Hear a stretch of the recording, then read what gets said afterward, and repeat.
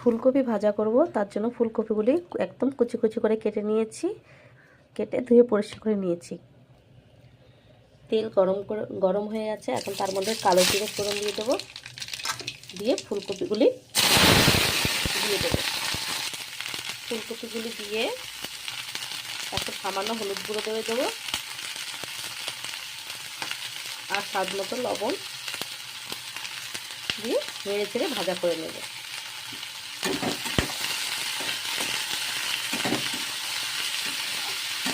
আস্তে আস্তে একদম ভাজতে হবে যাতে ফুলকপিটা সিদ্ধ। আমার ফুলকপি ভাজা হয়ে গেছে, এখন একটু নামানোর আগে কুচনো ধনেপাতা দিয়ে নামিয়ে নেব নেড়ে চেড়ে। বাস রেডি আমার ফুলকপি ভাজা।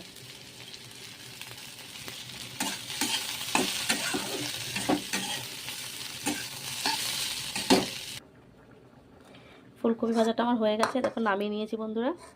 যদি রান্নাটা ভালো লাগে অবশ্যই একটা লাইক কমেন্ট শেয়ার করে দিও। আর এইভাবে ফুলকপি ভাজে তোমরা বন্ধুরা খেয়েও, সত্যি খুব ভালো লাগে। এক ফুলকপি ভাজাতেই ভাত খাওয়া হয়ে যায়। চলো সবাই ভালো থেকো, টাটা, আবার দেখা হবে পরের ভিডিওতে। আমার ফুলকপি ভাজা হয়ে গেছে, এখন একটু নামানোর আগে কুচনো ধনেপাতা দিয়ে নামিয়ে নেব নেড়ে চেড়ে। বাস রেডি আমার ফুলকপি ভাজা।